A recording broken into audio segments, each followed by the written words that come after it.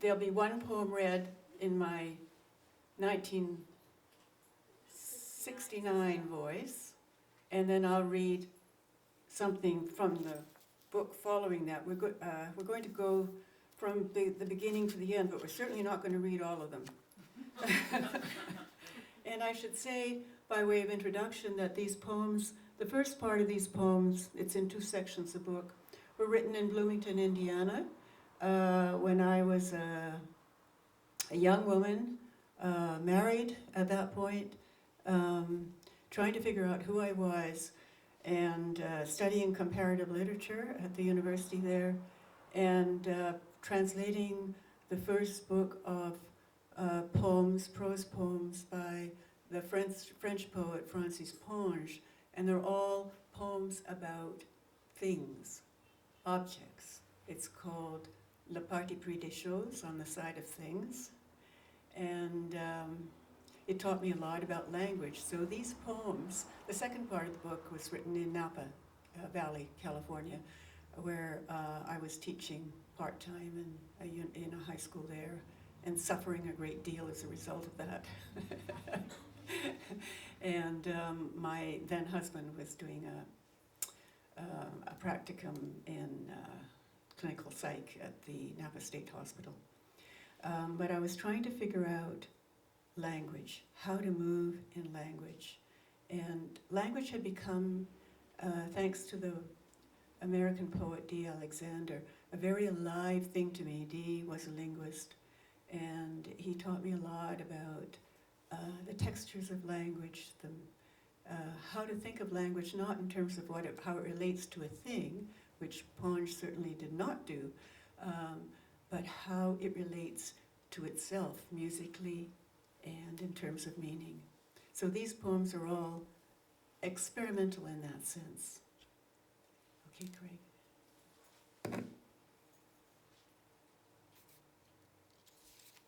4 parts of mourning for 714. 1.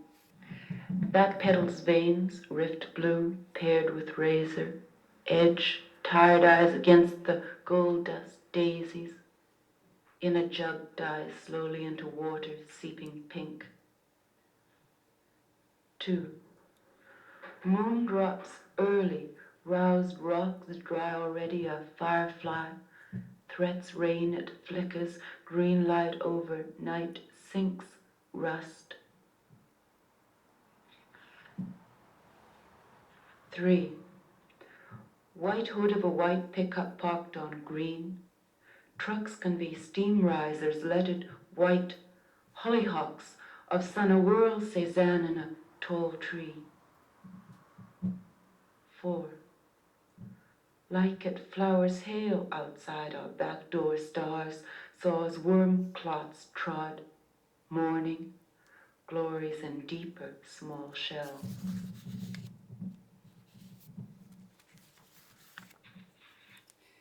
Made tenuous, love is not the lines run into, fish water pulls up. Nothing, loses. Whatever named tree, silk or wet sleeves, hustle sky. Love a word without roots, light bends a line going under water as forms do that wait to be gripped. Provocative extent, a jerk, not to be measured. No, sky bends down shoulders, force, the fluttery tree burns against it. Growth, measured form, shoulders care for such extent. Down below the river blows, caught in its stride, ice-sharpened houses fishing for. Out the house, love's tyrannized your mouth, throws up gates. Hold? If you think so, then let's go, or let some rapids in the ditch. Your cheek, how light pinkens on the inside step. Through windows and sun its starred tongue. The ways we've taken anyways congeal and glitter.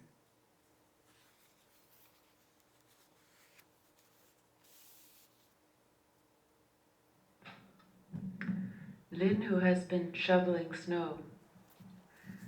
Wet hair a cold, the cold gleams you wet, fortunes turned. Your card given, crystals reflect you. Rains enrich, your finger extended wants to know. You type? Showing you my fingers do walk their speak hair caught, dropped water barrettes, better than a million movies kept. When they tore off the roof rainbow, the tractor's claw dug walls fell, a pack of cards topped the whole. Hell, oh face you aren't accustomed to look at life, save as you offered me lime, greens your mouth.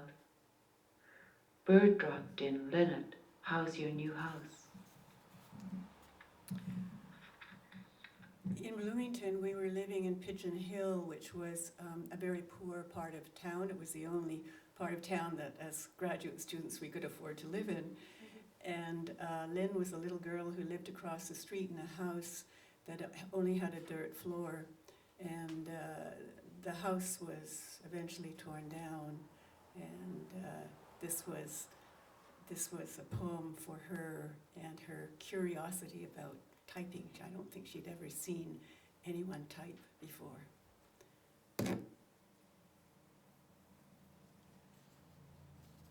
Okay, so two more from this period.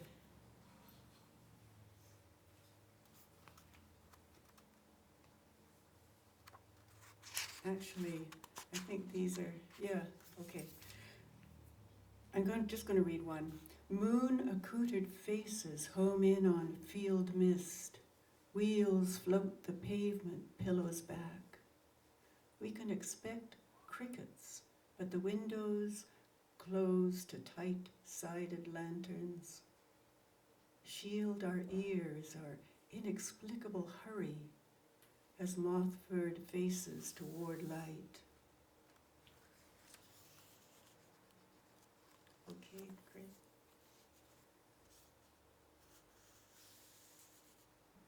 Sun rises, moon rises too in the east. White they stand long-legged in grass, their shadows instarred under earth. So good the morning ghostless peaches here. Bare room now, sun's done jealousy as a wreath. Bread tastes sweet, peaches fur to hands feel. All that's right is.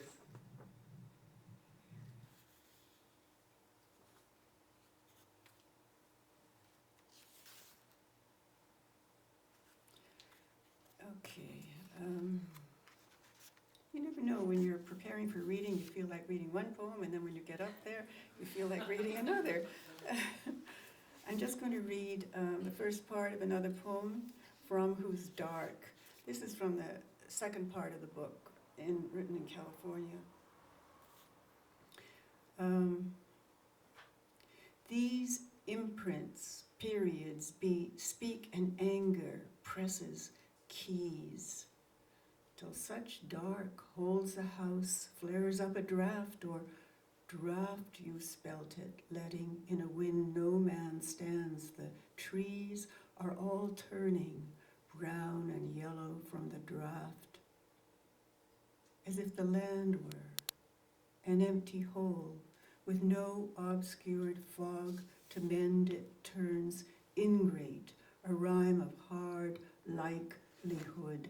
These days mean nothing looks, but looking out in fine drizzles draw me to the eucalyptus leaves. Okay.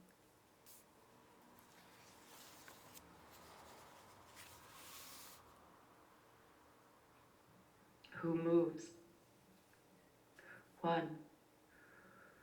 Who moves as she can will or choose the body of her, wordless down spine, the choice's non-existent place, as star vertebra's sun does glow grow apace, contractions measured, extant as the upshot of her radiance, rain dance, dalliance, timing of a sort of pleasure.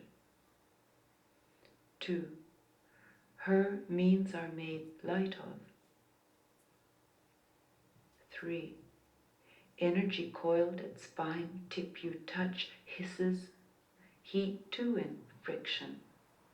That I want and not wanting turns sinister, half of the moon lies. But that's no star, light, all of a piece. 4.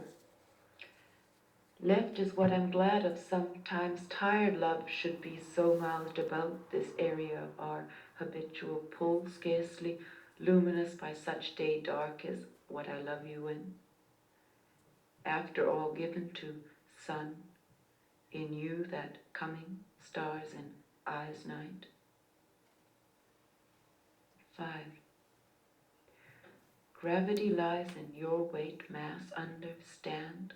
Pull exerts a continual skin-to-skin, whether internal or out, as you said it'd orbit. How little that is, love, I do go from you.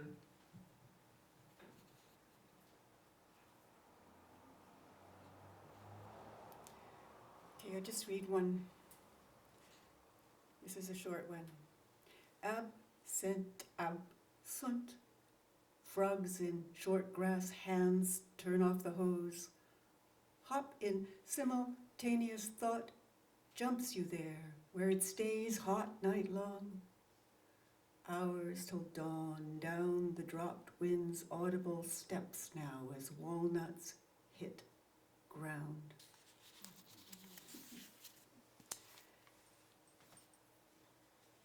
Well, that was